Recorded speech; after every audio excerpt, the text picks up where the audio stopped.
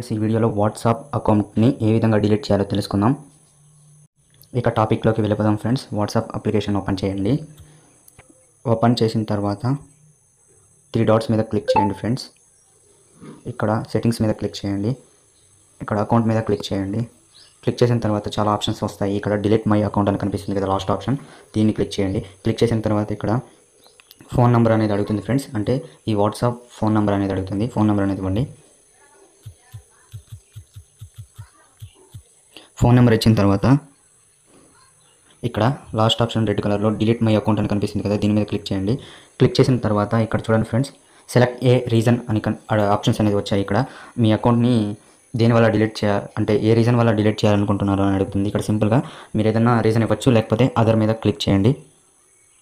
Click చేసిన తర్వాత ఇక్కడ సెకండ్ ఆప్షన్ కూడా మీకు ఇవ్వండి, లేకపోతే వదిలేసేయండి. ఇక్కడ సింపుల్గా డిలీట్ మై అకౌంట్ అని కనిపిస్తుంది కదా, దీని మీద క్లిక్ చేయండి. క్లిక్ చేసిన తర్వాత ఇక్కడ ఒక మ్యాటర్ అనేది వస్తుంది ఫ్రెండ్స్.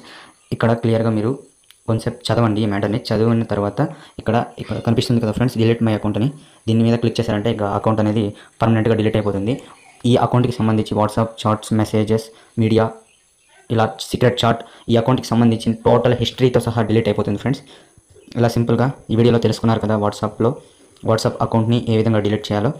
ఈ వీడియో మీకు క్లియర్గా అర్థమైంది అనుకుంటున్నాను. ఈ వీడియో నచ్చితే లైక్ చేయండి, షేర్ చేయండి, సబ్స్క్రైబ్ చేయండి friends. Thanks for watching. Thank you.